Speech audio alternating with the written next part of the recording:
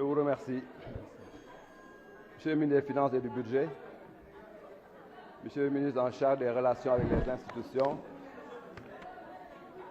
Monsieur le ministre du Commerce, de la Consommation et des PME, votre ministère était certainement le ministère le plus attendu. Je crois que les débats depuis ce matin prouvent de manière évidente que vous étiez très attendu, mais cela se comprend parce qu'il s'agit du panier de la ménagère. Monsieur le ministre, le monde traverse une crise complexe de par ses déterminants. La crise sanitaire, la crise climatique, la crise monétaire, la crise sécuritaire, bien sûr, et j'en passe. Mais la partie la plus visible de cette crise est certainement l'inflation. On est revenu là-dessus et le mot inflation a traversé cette salle depuis ce matin. Cette hausse généralisée des prix touche les ménages sénégalais de plein fouet. Je félicite le gouvernement d'avoir compris pour lancer une concertation nationale avec tous les acteurs afin de trouver des solutions. Votre budget est un budget de solutions. C'est pourquoi il mérite d'être voté à l'unanimité. Monsieur le ministre, contrairement à beaucoup de pays, le Sénégal, notre pays, a refusé d'adopter la politique du laisser-aller, laisser-faire.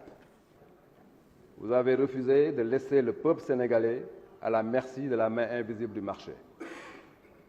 Comme en 2012, vous vous souvenez, à son arrivée à la tête du pays, le président Sall a encore cette fois compris, pour lancer une régulation, il a compris que faire une régulation par les simples mécanismes du marché ôterait à l'État son humanisme nécessaire pour assurer la solidarité nationale. Monsieur le ministre, cette crise transcende l'inflation. En y intégrant le ralentissement de l'activité économique, c'est en réalité une véritable stagflation. Mais l'État du Sénégal reste résilient, avec, dans ce budget de solutions, des solutions pour l'emploi, mais aussi des solutions pour l'inflation. Je vous félicite d'avoir pris la décision de réduire les prix en les ramenant à leur niveau de 2012. Je rappelle qu'en 2012, le kilo du riz était à peu près à 325, le litre d'huile à 1200, le sucre 580, à peu près les prix de maintenant. Monsieur le ministre, avec les nouveaux enjeux de l'économie mondiale, c'est le commerce qui commande. C'est pourquoi je vous demande de mettre en place une véritable administration du commerce. N'installez pas une administration du commerce aile de dinde. Cela me paraît important. Je plaide pour une administration du commerce aussi outillée et motivée que l'administration douanière et fiscale. Monsieur le ministre, la maîtrise des prix ne doit pas être appréhendée dans la logique d'un face-à-face détaillant-client.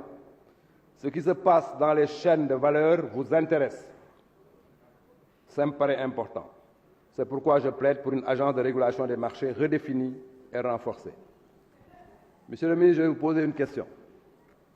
Est-ce que vous connaissez dans ce pays un quartier sans marché? Si on vous pose cette question, répondez Ouest Foire. Mais je suis rassuré par le professionnalisme de Madame la directrice générale du Promogem. Je suis persuadé que cette solution-là trouvera une solution en même temps que la modernisation des marchés du pays. Monsieur le ministre, la responsabilité de l'État dans la publicité des médicaments vous interpelle. Interpelle le ministre de la Communication, interpelle le ministre de la Santé. Nous vous connaissons déterminés à relever des défis. Je vous demande de vous en occuper aussi. C'est pourquoi je vous fais confiance pour que le marché d'intérêt national prenne sa vraie position dans la chaîne de distribution. Je vous fais aussi confiance pour que les chambres consulaires, chambres de commerce et chambres de métiers soient renforcées dans leur dignité. Je vous fais confiance pour le projet d'une véritable chaîne de conservation et de stockage, si cher au chef de l'État, vous le savez très bien.